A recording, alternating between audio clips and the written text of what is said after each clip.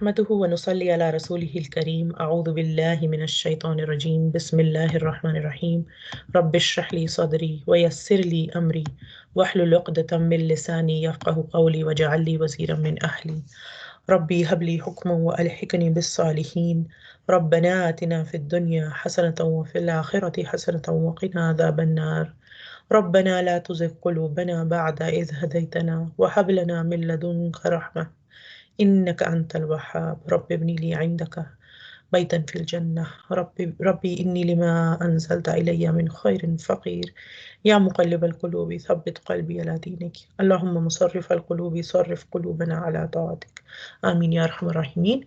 Assalamu alaikum wa rahmatullahi wa barakatuh. Today inshallah ta'ala we will cover ayah number 18 and ayah number 19 of Surah Al Imran by the grace and tawfiq of Allah subhanahu wa ta'ala. So we start with the word by word meaning first. Ayah number 18. أعوذ بالله من الشيطان الرجيم بسم الله الرحمن الرحيم شهد الله أنه لا إله إلا هو والملائكة وأولو العلم قائما بالقسط لا إله إلا هو العزيز الحكيم. شهد الله, Allah subhanahu wa ta'ala bears witness. Shahida, the same root as we say shahada. When we are saying shahada, what are we saying? We are affirming the fact. We are confirming that this is that. And shahidallahu, Allah subhanahu wa ta'ala is bearing witness. Annahu, that he, la ilaha, there is no God, illa huwa, except him. Wal malaikatu, and here the angels, and here the status of this for the grammar students, the status of this, that it is malaikatu, not malaikati or malaikata, tells that they are also doers, meaning they also bear witness. So Allah bear witness that there is no God except him, and the angels bear the same witness. Wa ulul ilm, and ulul ilm is mudaf ilayh, meaning the owners of knowledge. Wa ulul ilmi, ulu is in the status of rafa, right? So this is also the doer, meaning the owners of ilm, they also bear witness. So the three bear witness. So for Allah subhanahu wa ta'ala bear witness, and the angels bear witness, and the owners of knowledge, ulul ilm, the owners of knowledge, they also bear witness. And what do they bear witness? That la ilaha illa huwa, that there is no God except him. He who is, I'm just translating like that so that it's easier to understand. And what are they bearing witness? That he who is qa'imam bil qist, he is qa'im, he is firm, he's standing upon bil qist, on justice, in justice, he's standing in justice. La ilaha, and then again it repeats that la ilaha illa huwa, there is no God except him, and he is Al-Aziz Al-Hakim, he is the Almighty, All-Wise. So here in this ayah, Allah subhanahu wa ta'ala is telling us, Allah witnesses that there is no deity except him, and so do the angels and those of knowledge, that he is the one maintaining the creation in justice, and there is no deity, nobody worthy of worship except him, the exalted in might and the most wise, the Hakim.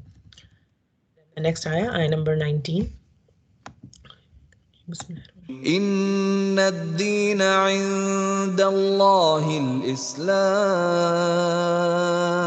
وما اختلف الذين أوتوا الكتاب إلا من بعد ما جاءهم العلم بغيا بينهم ومن يكفر بآيات الله فإن الله سريع الحساب.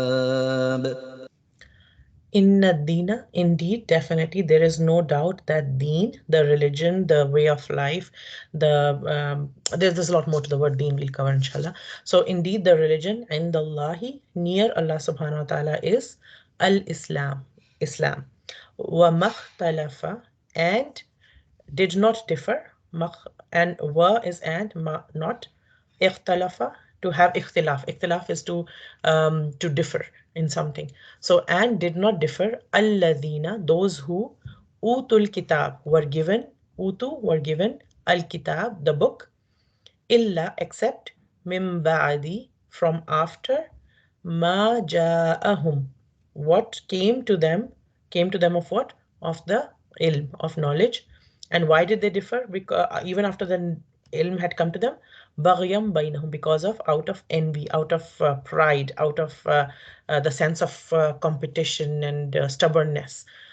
Baghyam bainahum, out of envy amongst themselves, between each other. Waman, and whoever, yakfur, disbelieves, bi ayatillahi, in the ayat of Allah subhanahu wa ta'ala, fa inna Allah, then indeed there is no doubt that Allah subhanahu wa ta'ala, sari'ul hisab, is swift. Sari is very quick, swift in hisab, in taking account.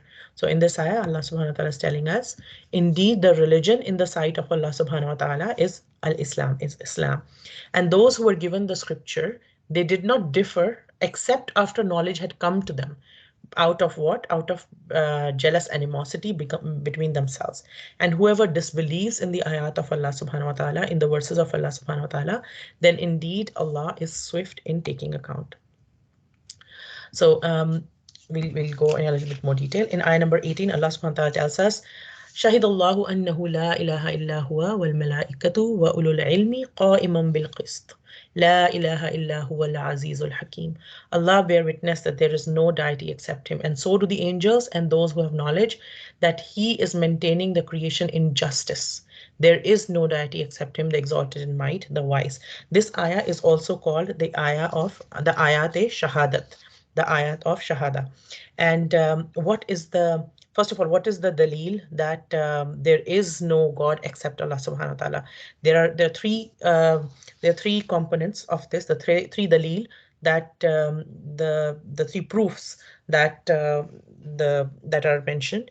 And the three of them are: the first is in the universe, that when we look around us, and everything in the universe gives us witness to Allah's existence and oneness.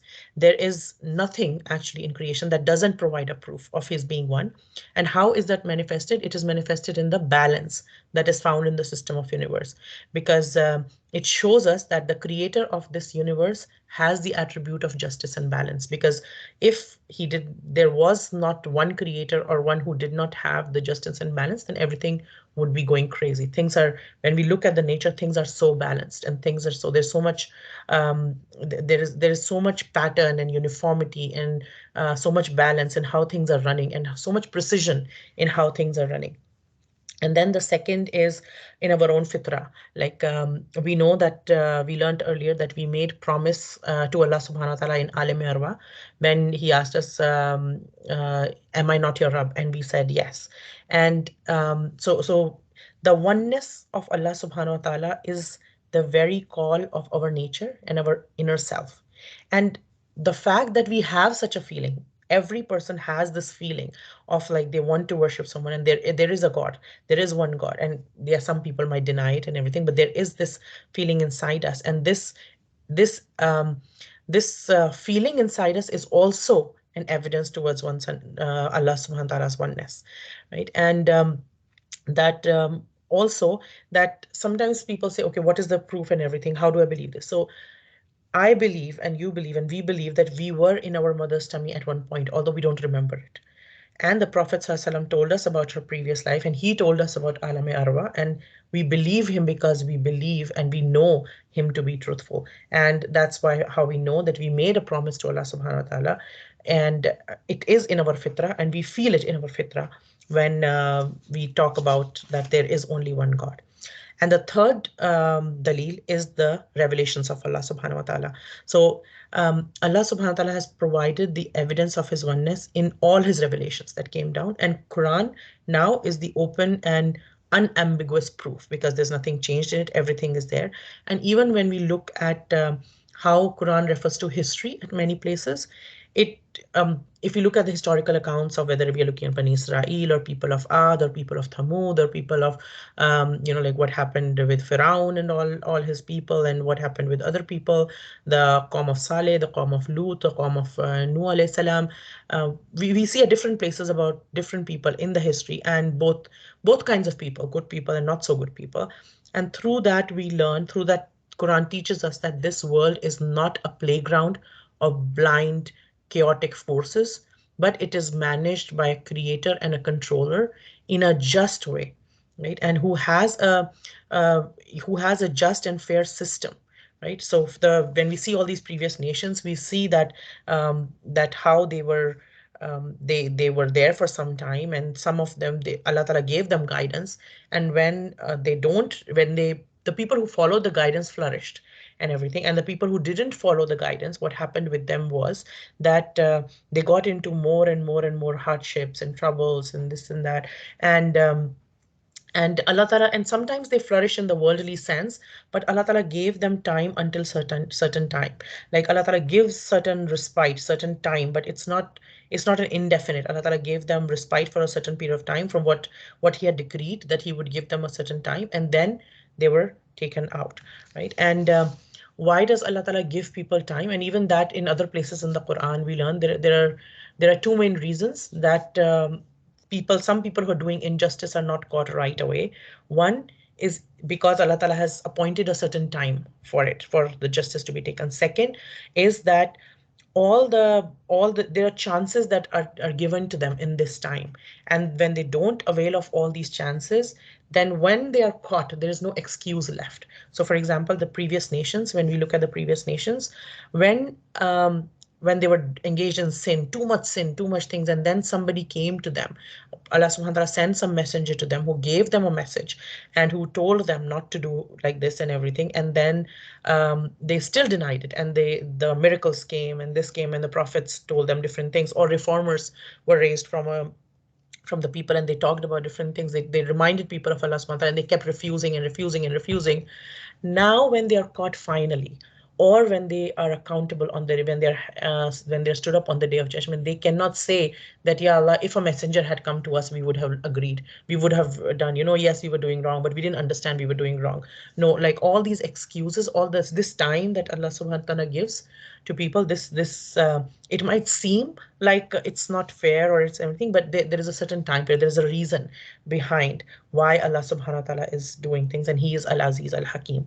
So just to elaborate on these things more, then first, Allah subhanahu wa ta'ala has given witness, shahid Allahu, right? And shahida is means like, the meaning comes to express something which has with full conviction and yaqeen. Like when we give our shahada, the when we say la ilaha illallah Muhammadur Rasulullah, we say our shahada because we have full belief, we have full conviction, we are 100% convinced that this is the truth, and we say it, and we bear witness to it, and we give testimony for it. Then it becomes our shahada. But when this word comes from, because this word here has come for Allah subhanahu wa ta'ala, for Allah subhanahu wa ta'ala, it has a meaning of to express. And He expressed it. How did Allah subhanahu wa ta'ala express it? Through the prophets that He sent. And it also means, Shahid Allah means, also has a meaning of, because it's when it's mentioned for Allah subhanahu wa ta'ala, to warn, to order, and to confirm. Right? So it is an order of Allah subhanahu wa ta'ala. Allah subhanahu wa ta'ala warns against this, and Allah subhanahu wa ta'ala confirms that do not take any object of worship except Allah subhanahu wa ta'ala. Right? So Allah subhanahu wa ta'ala has done that. And in a tafsir, in another tafsir, we learn that when we're talking about the universe, Allah subhanahu wa ta'ala has put on every page of this universe such illuminated and firm proofs and arguments of His Tawheed that no person of intelligence can refuse it.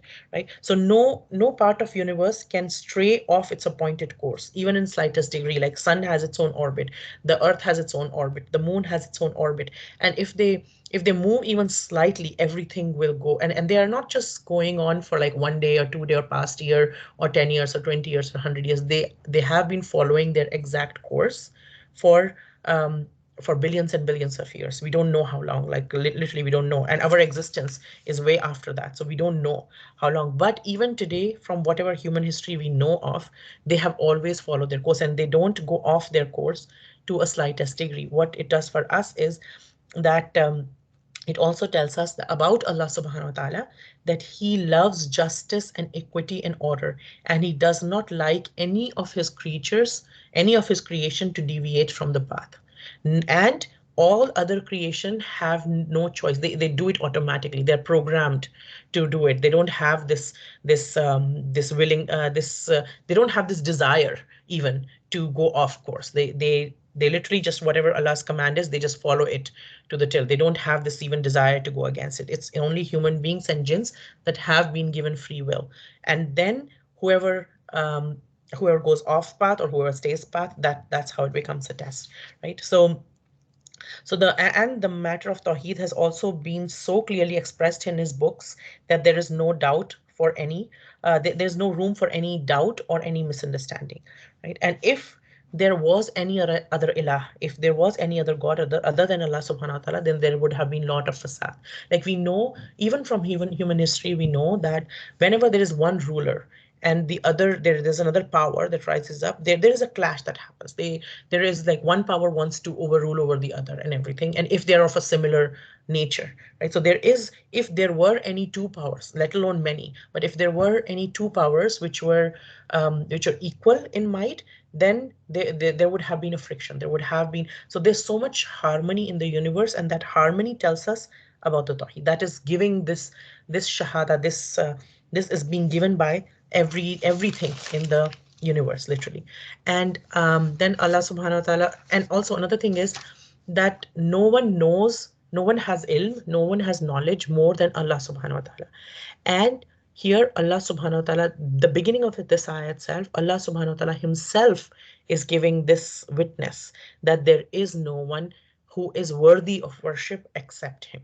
And so if he is telling us himself and he has all the knowledge, then none of us can bring up any other knowledge or come up with something which can be of more knowledge, or which can be like, oh, nobody thought of this before, let me come up with this. Like this is, or you know what, like I have come up with something new. That no, none of us, even the whole humankind combined and all the jinns combined, cannot possess even a little bit of knowledge that Allah, unless Allah subhanahu wa ta'ala gives us some knowledge.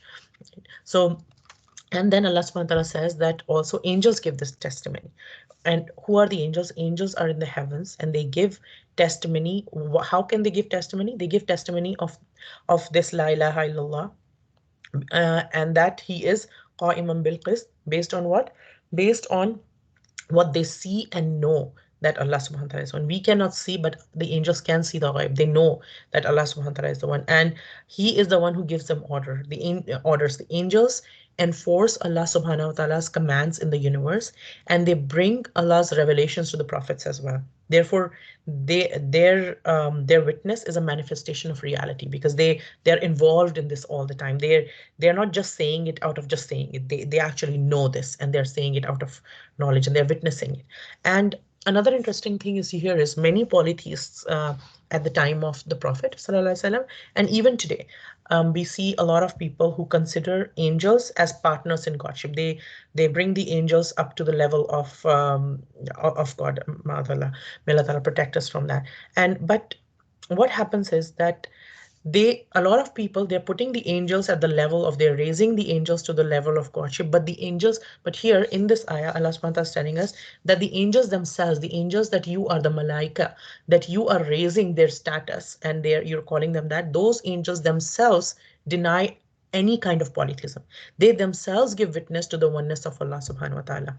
And whenever Allah subhanahu wa ta'ala sent angels to the prophets, they always came with the message of oneness of Allah only, right? And so this literally cuts polytheism in its roots of giving angels that kind of status. Also, why is this status even there? Why do people even why is this even attractive? Why does Shaitan make this concept of giving godship to angels even attractive?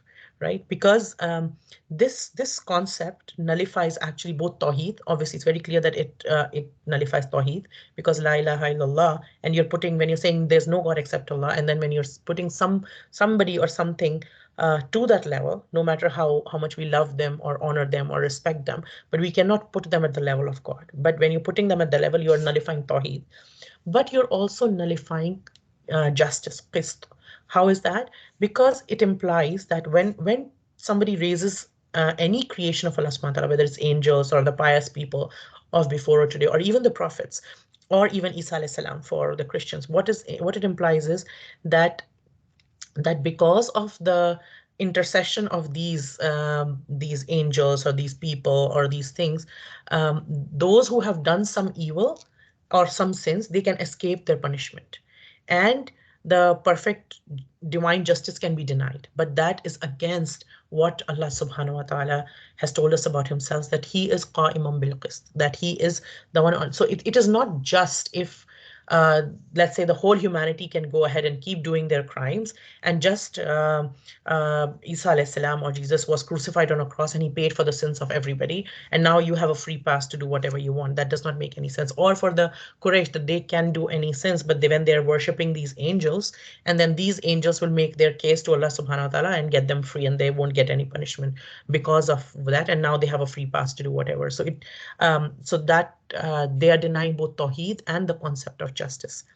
Then Allah subhanahu wa ta'ala says also in this ayah that it is not just Allah subhanahu wa ta'ala and the angels, but it's also ulul ilm, those who have ilm.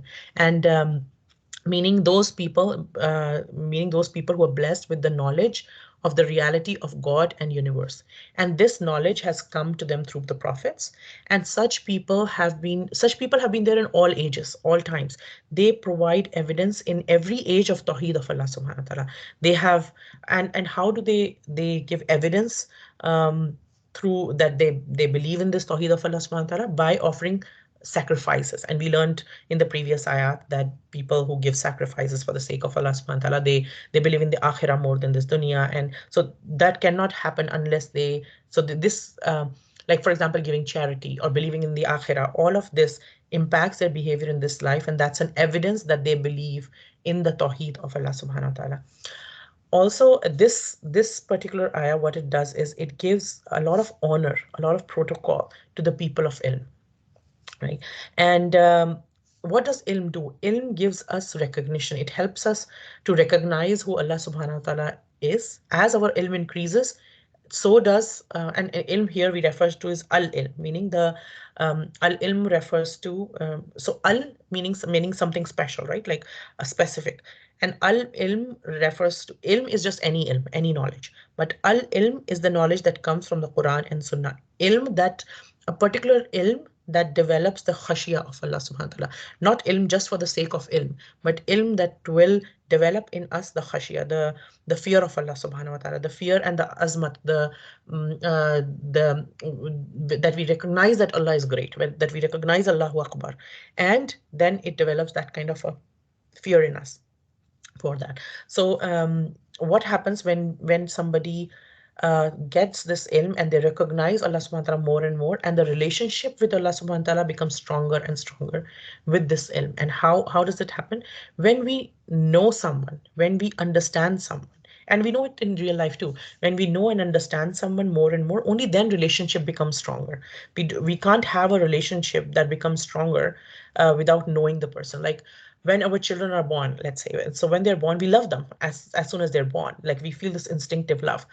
But as they grow up, our love for them increases because we see them do certain things, say certain things. They show their love for us in certain ways, their dependence on us in certain ways, and that increases our love for them. We love all children, but why do we love our children so much more? Because like we know them more. We know like our child, like we can recognize just the way they're looking, that they're sad or upset or they're happy right now, or they're comfortable or they're peaceful, or they're just agitated or they're just irritable. They don't have to tell us. We just understand more and more.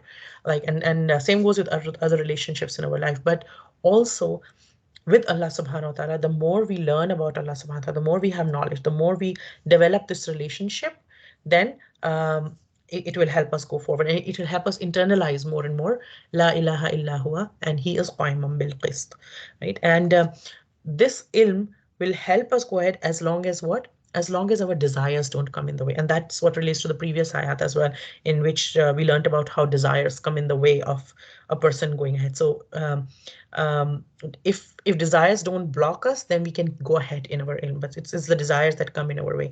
And Imam Ghazali and Ibn Kathir, they say about this ayah, that what a big honor that Allah subhanahu wa ta'ala has mentioned the people of ilm with himself and his angels, right? And with ilm, with the real ilm, the there's a change that happens, and you cannot be like a person who doesn't have ilm anymore, right? And so it's been told and it's been recommended to us by our pious people that go ahead and try to learn ilm, right? Because what it does is it raises our station, it raises our ranks, and develop the develop the desire, the deep longing for ilm.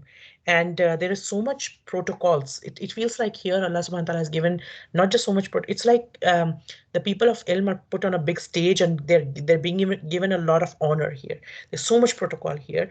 And we also learn at other places there's so much protocol for people of ilm that the angels, they, when we are in a gathering of ilm, when we are trying to learn the word of Allah subhanahu wa ta'ala, when we are trying to learn the ilm related to Allah subhanahu wa ta'ala, the Quran or the Hadith, the angels cover us through their wings and Sakina descends upon us. The Prophet ﷺ told us that. And inshallah, it's happening right now, whether you're listening right now or you're listening to a recording later on, anytime later on in life. So so the angels are covering us when we are trying to learn for the sake of Allah subhanahu wa ta'ala. And all creation ask for forgiveness for the people of ilm, including the fishes in the sea, and the all the creation, like the ants which are there, the trees. Everybody is asking for forgiveness for people who are going ahead in the way of ilm. And regarding this ayah, there is an incident narrated by Al-Kalbi, who says that two big Jewish scholars or rabbis came from Sham to him in Medina, and they started talking to each other that this locality looks so much like where the last prophet, like which has been mentioned in the Torah, that where the last prophet is going to come. And then someone told them that there is someone here who has claimed prophethood. So these two rabbis, they went to see the Nabi Sallallahu Alaihi Wasallam. And as soon as they saw him, they understood that he has all the characteristics of the last prophet. So now they understood and they asked the Prophet ﷺ a few questions. They asked, "Are you Muhammad?" And he Sallallahu Alaihi Wasallam said yes. They asked, "Are you Ahmad?" And he Sallallahu Alaihi Wasallam said yes. And they kept asking different questions, and they asked that, okay, we would ask you about a testimony, and if you answer it correctly, we will believe you. And the Prophet ﷺ said, okay, ask me. They said, what is the greatest testimony in the book of Allah? Right? And in the response to this question, this ayah was revealed. And Nabi Sallallahu Alaihi Wasallam recited this ayah, Shahidallahu annahu la ilaha illa huwa wal malaikatu wa ulul ilmi qa'iman bil qist. La ilaha illa huwa al azizul hakim. He said, recited this, and both of them accepted Islam right away. It is also narrated from Musnad Ahmad regarding this ayah that when the Prophet ﷺ used to recite this ayah in Arafat when he went for Hajj, he said right after that, he would say this ayah, he would recite this ayah, and then he would say right after that, "Wa ana ala dhalika min ash-shahidina ya Rabbi," meaning, and to that, my Lord, I too am a witness. Ya Allah, you are a witness to this. The angels are a witness to this. The people of ilm are witness to this. Ya Allah, I too am a witness of this. And Imam Al-Amash says that whoever recites this ayah and then says this very line which the Prophet ﷺ used to say, "Wa ana ala dhalika min ash-shahidina ya Rabbi," and to that, my Lord, I too am a witness. Allah subhanahu wa ta'ala will say to the angels on the last day, my servant has made a promise, while I am the foremost to keep a promise when I make it. So let my servant be admitted into paradise. And there's another hadith from Sayyidina Abu Ayyub al-Ansari, radiallahu anhu. He narrates that the Prophet ﷺ said, whoever recites Ayat al-Kursi, that's ayah number 255 of Surah Baqarah, and Ayat al-Shahada, meaning this ayah, the 18th ayah of Surah Al-Imran, and ayah number 26 and 27 of Al-Imran itself, which is قُلِ اللَّهُمَّ مَالِكَ, up till Baygahiri Hisab, right? So whoever recites these ayat, Allah subhanahu wa ta'ala will forgive all his sins, admit him to paradise, and take care of 70 of his needs, meaning plenty of his needs, a lot of his needs. The simplest of these being his forgiveness. Right? So whoever recites Ayat al-Kursi, the Ayat al-Shahada, and ayah number 26 and 27. So what are the ayah number 26 and 27?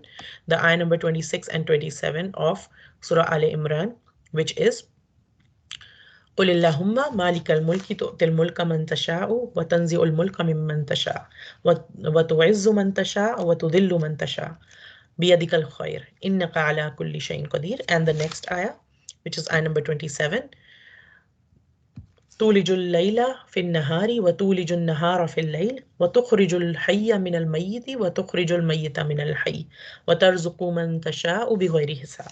So whoever recites Ayat al-Kursi, Ayat al-Shahada, and these two ayat, these four ayat in all, that person, Allah subhanahu wa ta'ala will forgive all his sins, admit him to paradise, and take care of 70 of his needs. Meaning, like plenty. Like, why do we say 70? A lot of times we see 70 in a lot of hadith, meaning, like, even in our native language, we say, like, thousands of things like this, like, hazaron cheezein, hazaron saal jiyo tum. But we don't mean thousand literally, we mean like lot of. And so 70 was an expression in Arabic used to say a lot of something. So Allah subhanahu wa ta'ala will take care of a lot of their needs, and the simplest of them being forgiveness of Allah subhanahu wa ta'ala.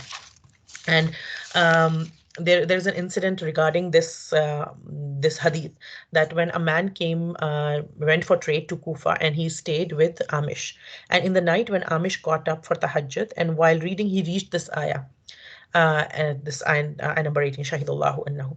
So he read this ayah, and then he started saying that, Ya Allah, I also bear witness, and Ya Allah, I bear witness to this, and I I I I leave my witness to you. I submit my witness to you that you keep it safe for me.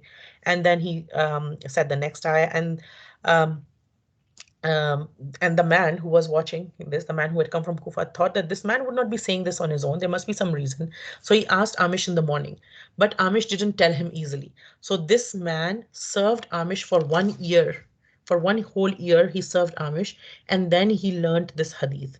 So people before us, what they have done, like, just for one hadith, sometimes they would serve someone for one whole year to be able to get one hadith, and to understand one hadith and everything.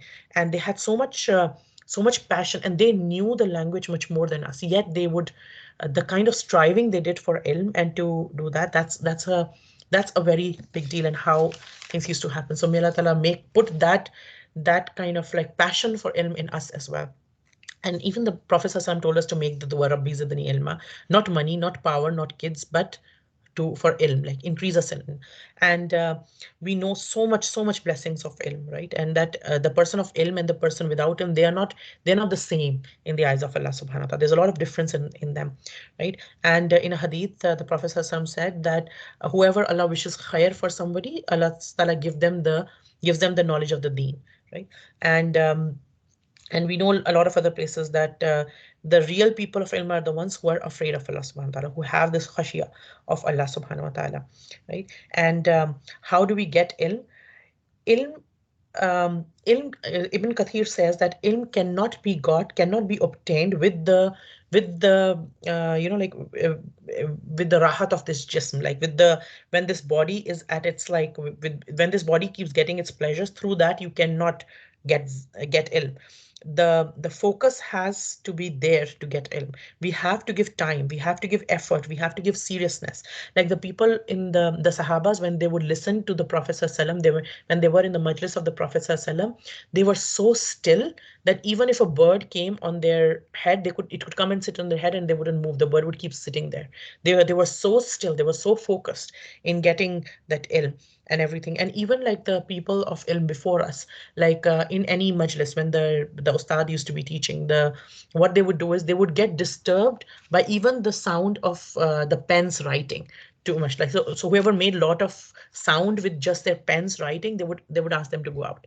Like they were so much uh and when we have that kind of a focus, when we have that kind of an attention, not like our phones on the side, we are multitasking, and we are like, while we are listening to or doing something, we are also trying to drive, or trying to like type something off, or send a message to somebody, or this and that, then we will have incomplete ilm. The complete understanding will come when we put in a lot of effort and seriousness to it.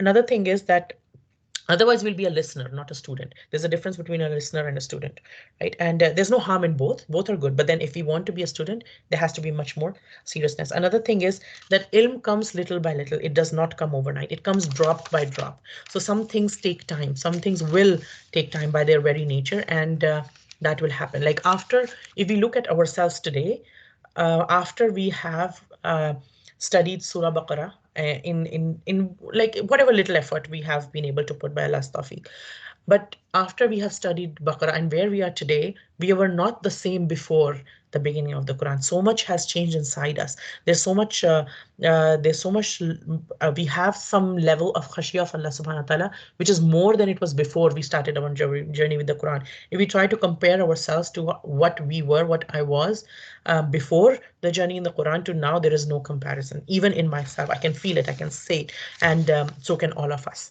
right?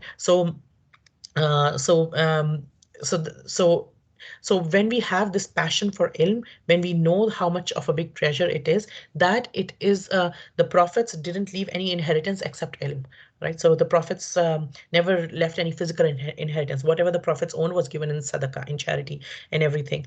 And their real virasat, their real inheritance is the ilm. So when we are learning ilm, we are getting the inheritance of the prophets. So we have to give it that kind of an honor and a respect, right? And then Allah SWT says, when Allah SWT is saying qa'iman bil qist, another thing is it is singular here, qa'iman, right? So singular words meaning it refers to lafdul jalala, refers to Allah subhanahu wa ta'ala, that He is the one who establishes adl, who establishes qist, and Allah's bearing witness that there is no God worthy of worship except Him, because He is the one who maintains justice. There's no one who can maintain justice except Him, right? And every order of His Sharia, His whatever decisions He makes, all of them are upon kiss, are upon justice, right? And whatever happens in our taqdeer, whatever happens in our destiny, whatever, however the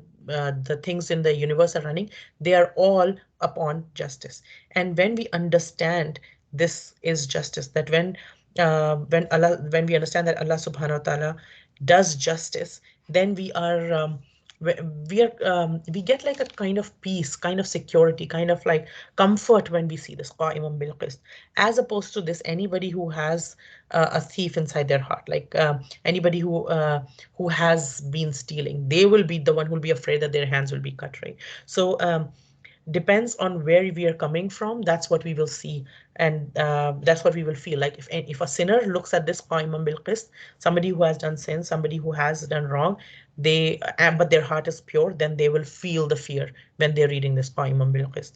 As opposed to this, anybody who has been, some injustice has been done against them in whatever place, family, workplace, community, wherever, then they will feel a sense of comfort. And every time I say the shahada, every time I say La ilaha illallah, every time I remember that Allah is the one who always does and stands for justice, then it is important for me to internalize, and for all of us to internalize this, especially when we see injustices all around us and people getting away with injustice. That how much do I have trust on my Lord? How much do I trust Allah subhanahu wa ta'ala? How much trust do I have on the laws made by the one whom I have accepted as my God? Right? And for example, there was a survey done some years back in Muslim countries if Sharia law should be implemented, because we know in no country right now Sharia law is not implemented anywhere. And I know, like, people say here in America it's like a big deal that, like, these Muslims and everything, and they will come, they'll implement the Sharia law. Sharia law in its entirety is not implemented anywhere in the world right now. There are countries who are sympathetic towards it. There are countries who have implemented some things of it, but no country was. And there was a survey done, and Muslims in Muslim countries, many of them voted no for that, that they did not want it. Like, which shows how much trust they have in the one that whom they have accepted as their God. Like, we do the tasbih of La ilaha illallah, yet how can we think, even when we are doing the tasbih of La ilaha illallah, when we put our whole trust in Allah subhanahu wa ta'ala, then how can we think that the laws of Allah subhanahu wa ta'ala will not do justice for me? Right. And so qist, what does qist do? Qist carries a sense of, usually described by the words such as justice, truth, and equity. And the opposite of qist is injustice and cruelty and things like that. So when something is removed from its natural position, it is corrupted, it is flawed. And when we place something in its natural paradigm again, alongside its pair, it regains its natural harmony and poise, right? That's qist. Right? Kist also means balance and symmetry and harmony. And there's so much balance in the universe. Allah subhanahu wa ta'ala expects from us too that we will do justice in our own lives, in our homes, in societies, with families and children, with the inheritance. Opposite of insaf, opposite of justice is dhulm. And Allah subhanahu wa ta'ala does not like dhulm. He does not do dhulm on anybody, and He does not like dhulm. Right? And if a dhulm is done, even of on a kafir, even the person who doesn't believe in Allah subhanahu wa ta'ala, even when a dhulm is done on him and he is Muslim, he has been done dhulm upon, then Allah subhanahu wa ta'ala listen to even his cry, right? And we do today, we see as a group, as a group, the whole humanity, where there are so many of us doing so much dhulm sometimes, like let's say there is a person in a workplace, their boss is doing dhulm on them, being crazy on them, and being harsh with them, being doing injustice to them, and that same person is like, oh my god, this person, so much injustice. And the same person, when he goes back homes, goes back to his home, he takes out all his frustration on his wife. And he's like, because Allah subhanahu wa ta'ala has placed his wife in a position that he can get away with it. Allah subhanahu wa ta'ala has placed the boss in a position that he can get away for a little while. Not always, not throughout the lifetime. He can get away with it for a little while. Allah subhanahu wa ta'ala has given different people different level of authorities in this world. So some people can, it seems like they're getting away with something when they're doing some dhulm. But as a humanity, we see that there's so much dhulm happening. Even the people who are like, let's say, even a homeless person is doing dhulm to somebody else or something else. A wife who bears some dhulm from her husband, she's taking out her frustration on her children, and she's doing dhulm on her children when they're little. When they get older, she kind of like goes back. She can't do because they're strong now and everything. But when they're little, she shouts at them when it's not much of their fault. They can't do much about it, or they do a mistake or something falls from their hand. They didn't mean to throw something. They had some glass of water or something. Something fell from their hand because they're little, because they don't have that kind of a grip or something. And she just like goes, "May Allah Ta'ala forgive us." The mother, she just like she does do, because it's like the child doesn't. Yes, the child could have been like told or reprimanded a little bit, but like she takes out all her frustration. Like she's like screaming for like 10 minutes, like, I'm always doing this, I'm cleaning, I'm this and this, nobody's there to help me, and all of you are like making this life hard for me and everything. What we don't realize is the child doesn't know what frustration she was going through. The child just sees as, oh, I am always making life hard for my mom, I'm worthless, I'm this. And so that's another kind of though, like to reprimand only as much as is needed in a particular situation, not go overboard in everything. Yes, but Allah Ta'ala has given each one of us some authority. And when we, as a group, as a humankind, there's so much dhulm all around us. That's why we see so many problems in the world as well. Right? When we say there is no God except Him, the Almighty, the All-Wise, His authority is ultimate, and He's the most respected. No one can literally make Him do anything. His authority. When we are saying that He is Al-Aziz, Al-Hakim, we are saying that His authority is perfect. No one can force Him to do anything, and also His authority is such that it has hikmah in it. He has the full authority, and yet He passes judgment. He passes wise judgments, and He stands by justice. And it is His authority and His hikmah that that they come together to give justice. Because if someone does not have authority, then they cannot do justice. They can know, like, we can know something, we can know this is right, this is wrong, we can scream all about it, but we can't do something about it. It's not in our power to do something about it. Then we cannot bring out justice. Also, on the other hand, someone who has authority but they are not just, they are not fair, then they cannot do justice also. So both these qualities, when they combine, they go back to Qa'iman bil Qist, that He is Allah subhanahu wa ta'ala. There is no God except Him. Why? Because He is Al-Aziz Al-Hakim. There is nobody else who has perfect authority and perfect wisdom combined at the same time. But Allah subhanahu wa ta'ala has that. And it is His authority and hikmah also that He has granted us human beings limited autonomy.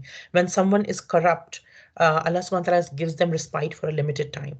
No one has a free hand in this world to follow their desires and lusts and upset the order of this whole creation. Allah subhanahu wa ta'ala has given very limited authority to different people. Also, earlier in the surah, we learned Allah subhanahu wa ta'ala told us that the Quran is Al Furqan, making truth distinct from falsehood, and it guides mankind to the straight path. And what is the straight path? The path of truth and justice. So that no one has any excuse now. After the Furqan has come, after this Quran has come, no one has any excuse to persist in error for the lack of guidance. Nobody can give this excuse now, right? And it is with this ultimate authority and the wisdom that Allah subhanahu wa ta'ala has the power, and He stands for justice. This book itself is also balanced. And when we follow this book, we will become those people that can stand for justice. People before us have also received books of Allah subhanahu wa ta'ala, but in the past they tempered with them to justify their own unjust behaviors. Like, for example, for political reasons, the creed of Christians was manipulated. Why was it manipulated? So that the kings could hold on to their power. They did, like, if we go to the history of Christians, they did so much bloodshed all around the world, and they made different things like they just kept twisting their creed again and again and again and again and again. Sometimes people who are Christians today, and may Allah bless our Christian brothers and sisters, they, a lot of common people, they don't know their own history so much of what has happened, but it was manipulated so much just so that these kings could hold on to their power. Also, the ulama of Bani Israel, many ulama of Bani Israel, again, we don't take a broad brush and paint everybody, but many ulama of Bani Israel, what they did was they would change the word of Allah subhanahu wa ta'ala so that they could give a fatwa in favor of this one versus that one. And injustice was done in the name of Allah subhanahu wa ta'ala. And here Allah subhanahu wa ta'ala testifies openly that these people might have done this. And even today we see even Muslim clergy doing that. May Allah ta'ala forgive us and protect us.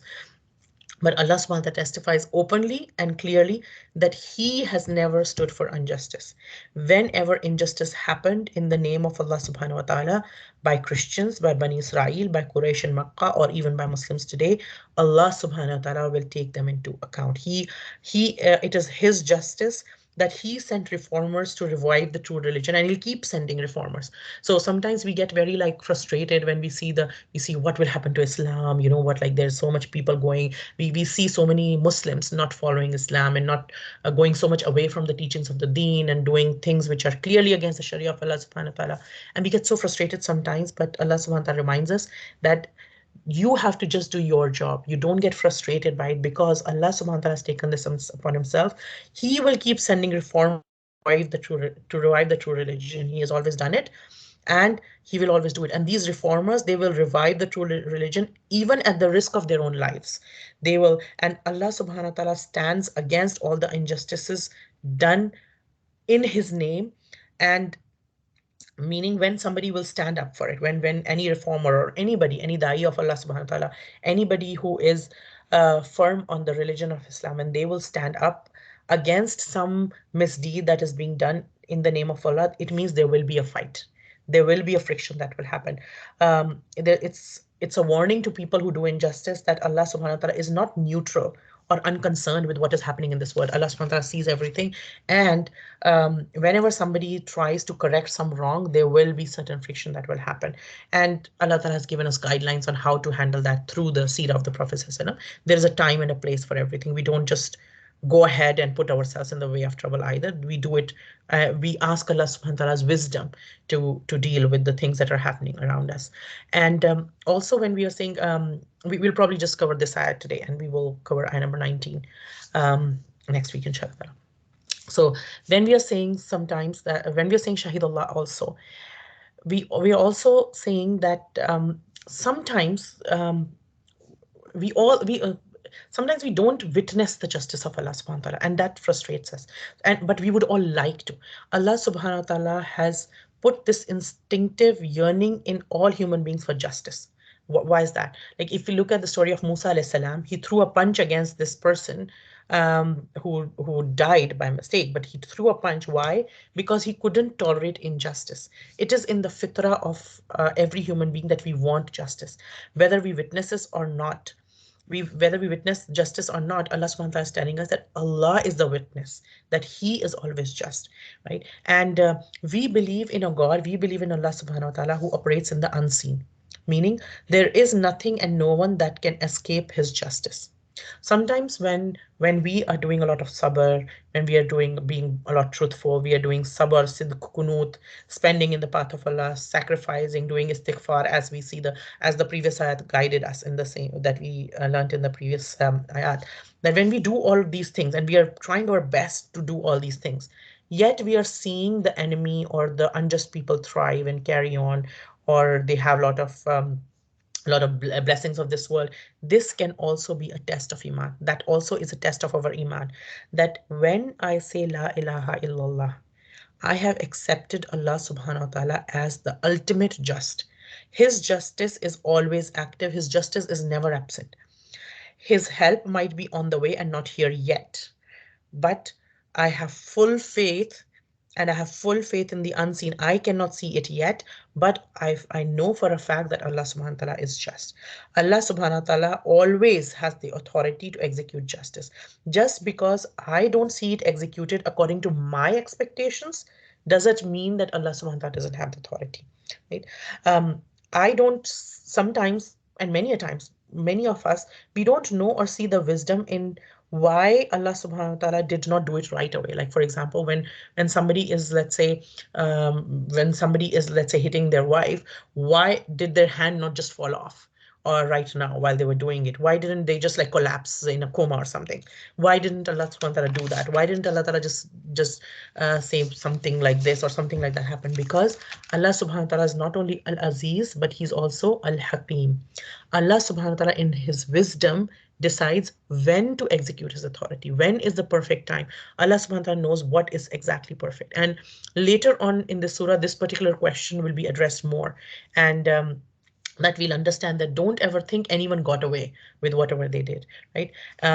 Because angels also, again, going back to the fact that angels testify to this as well, because they know and they see things that we don't see, right? So whoever truly has this knowledge of Allah subhanahu wa ta'ala, they never lose sight of this reality. And when we internalize this message that La ilaha illa huwa, he is huwa qa'iman bil qist, La ilaha illa huwa al azizul hakim. Then when we are saying this, it's like we are we are Allah subhanahu wa ta'ala is inviting us to look at La ilaha illallah a bit differently, to go a bit deeper in that. That when we are saying La ilaha illallah, now our view is slightly more modified. That those names of Allah subhanahu wa ta'ala will remind us that Allah subhanahu wa ta'ala is always fair, right? And so for example, that Allah subhanahu wa ta'ala tells us about his shaping us in the wombs of our mothers, right? And that Allah subhanahu wa ta'ala, like he explains to us his ayat, and we learned that we know nothing. We were shaped in the, like these two names of Allah subhanahu wa ta'ala, Al Aziz and Al Hakim, at repeated other place where he told us that he shapes us in his wombs, in the wombs of our mother. Sorry, astaghfirullah. So in the yeah, so we learned that we know nothing when we knew nothing when we were in the wombs of Allah. Astaghfirullah. May Allah forgive. We knew nothing when we were in the wombs of our mothers, and even today our knowledge is very limited. Sometimes we feel like today I know so much, right? But Allah subhanahu wa ta'ala tells us, he reminds us to humble ourselves, because he has knowledge that we don't have. And he decides what knowledge to keep and what to reveal, and what to keep ambiguous and what to make clear, when, at what time. He has wisdom and authority that me and you, we don't have. And with this wisdom and authority, he shaped us in the wombs of our mothers. And with the same wisdom and authority, he sends revelation. With the same wisdom and authority, he makes things happen in all of our lives. Right? So now when we are seeing, after this ayah, now when we are seeing another dimension of La ilaha illallah, that is justice, meaning whether I can see justice or not, whether I can appreciate his justice or not, it is always there. And the ultimate and full manifestation of the justice of Allah subhanahu wa ta'ala is that he has appointed a special day when the scales of justice will be set up to measure the good and evil that each person has done. And in this scale, not only a part and a part and a part of a part of a part of an atom would be left. Right? So not even mithqala zarra, nothing would be left. Right? Also, we learn that every time Allah subhanahu wa ta'ala teaches us a main lesson, He ties it to something about himself, right? So he was teaching in this previous section, Allah subhanahu wa ta'ala was teaching us about revelation. Then he reminds us now about a reality about himself, right? He taught us something about how to deal with disbelievers. He taught us reality about himself. And the lessons about himself, they keep recurring in the Quran at strategic points because our iman in Allah subhanahu wa ta'ala needs to be rejuvenated all the time. The iman keeps going up and down, and Allah subhanahu wa ta'ala, like in the Quran, as we learn the Quran more and more, and as we engage with the Quran more, we'll see that He will tell us about Himself, something about Himself at like key points, something, and then Allah Ta'ala will tell us a story or something, and then He'll tell us something about Himself, and then Allah Subhanahu wa Taala will tell us something about the Quran and this, and then He'll tell us something about Himself. He'll tell us something about what the conversations will happen between the people of Jannah and Jahannam in the future, or He will tell us something about what people would feel and think and what will be happening on the day of judgment, and then after that He'll tell us something about Himself. Why? Because like our iman goes up and down, and Allah subhanahu wa ta'ala rejuvenates our iman. He gives a new life to our iman, new dimension also to our iman, which is highlighted for us, and we truly appreciate, and then we truly appreciate the lesson that he just gave us. Whatever he just told us, we truly appreciate it after this. It's like iman in Allah subhanahu wa ta'ala enlightens all the other lessons. It like illuminates everything else that we learn in Allah subhanahu wa ta'ala's teachings. That this is a and this is like a dominant theme in the whole Quran. Like the more we learn the Quran, the more we will learn about who Allah subhanahu wa ta'ala is, and the more we understand the lessons better. Like as we keep going back and everything, we'll keep learning things better. And Allah subhanahu wa ta'ala calls all of Islam as like a tree. And at one place he says, La ilaha illallah is like a good word, and good word is like a seed that gives a tree which has all kinds of branches of like wisdom, lessons, all these kind of things. And opposite is also true. When somebody does shirk, that is the root of all evils as well. For example, when someone engages in murder, when somebody does murder, what does it mean when somebody murders somebody? Means that that person has no regard for a life that Allah subhanahu wa ta'ala has created, right? And something about the faith of Allah subhanahu wa ta'ala, like went away from them to be able for them to be able to commit that crime, right? If they had that iman, they would not be able to commit that crime, because like how would you commit that crime, right? Like how would you let that happen? Like for example, Umar radiallahu anhu, when he was like one time he used to carry like a whip, like a dhurra in his hand, when he was the Amirul Mu'minin, like long when he was the leader of the Muslims, and he would basically like to enforce and to see that people are following the things. And then he saw a husband and wife talking on the streets of Medina, and he's like, he hit the husband gently, and he said like, why are you talking in the public and here and there? Why are you making your matters like this? Can't you go to your home and do this and everything? And then this person said, yeah, Amirul Mu'mineen, to the effect that, yeah, Amirul Mu'mineen, me and my wife, we have just entered Medina, and we were discussing where do we stay and everything. And to this, then what did Umar radiallahu anhu do? He gave this whip to this person. He said, you know what? He presented this whip. You know what? That was something unjust that I did. Now you take your revenge and you hit me. Take your revenge.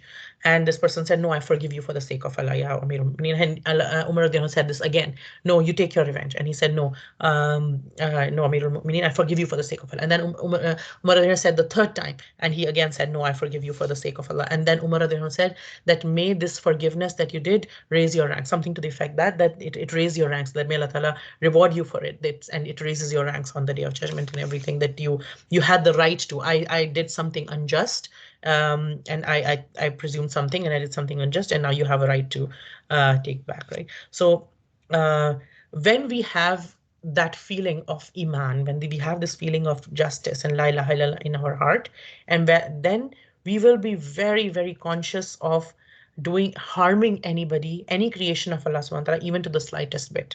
And so that it will lead to that. And if anybody goes to the level of doing crimes like murder, that means for that time that iman left them or became too low, because that's how could they do it if that iman was not there. Faith in Allah is also called light, and the purpose of light is to give us the ability to see everything else, right? And so justice and adl is a key principle in our religion, and qist refers to like Islam and deen and justice, and these three terms are literally like married to each other. We can't think of one outside the other. So again, to recap, that when we say La ilaha illallah, then it gives us, even though there might be injustices happening all around us, we have full faith that our God, our Allah, has everything in His control. He is the Almighty. He can change everything with kun. Everything can just like, yes, the person could have collapsed. Any person who's doing injustice, like any person who's like, let's say, at workplace doing injustice, it is possible that if Allah subhanahu wa ta'ala says kun, all his wealth that he has, and he has got through unjust means, or any money that he has cheated people of, it'll just go off his account and nobody will, like, he would be like, where did it go? And it would just disappear. It can happen. Or he might just collapse himself and he's not able to do anything with that wealth. Or like we said about the husband or the wife who's doing injustice, or a parent who's doing injustice, or a child who's doing injustice, or anybody in the society is doing injustice. But we have the full belief my Rabb is the one who sees everything, who has the full authority, and he has the full hikmah. He knows when to do, and there is no justice that will escape, either in this life and even in this life and the next life. Allah subhanahu wa ta'ala is the most just, and may Allah ta'ala make us also of the people who are just, who stand for justice, who may Allah ta'ala make us of those people whom He grants hikmah. Rabbi habli hukma wa lahikni bisalihin. May Allah give us the hikmah, and may Allah ta'ala join us with the righteous people. Just like He has joined us as sisters in Islam in this world, may Allah ta'ala reunite us as sisters in Islam on the day of judgment, under the shade of His throne, when there'll be no shade except His, and then once again on in Jannatul Firdaus, inshallah ta'ala. And may Allah ta'ala make us of those people whom He is pleased with, who never doubt His justice, who are able to put our full faith in Him when we say La ilaha illallah. And may Allah ta'ala reveal to us more and more and more dimensions of La ilaha illallah throughout our life. And may Allah ta'ala not end our life except with La ilaha illallah Muhammadur Rasulullah. Subhanaka Allahumma ashhadu an la ilaha illa anta nastaghfiruka wa natubu ilayk. Any goodness that came from this talk, or anything, any goodness from anywhere in the world, from anything, is from Allah subhanahu wa ta'ala. He's the owner of all goodness. Any shortcomings in today's talk were from me and me alone, because I am human being and open to witness. May Allah ta'ala forgive and accept either ways. Rabbana taqabbal minna innaka antas samiul alim. Ameen ya arhamar rahimin. Assalamu alaikum wa rahmatullahi wa barakatuh.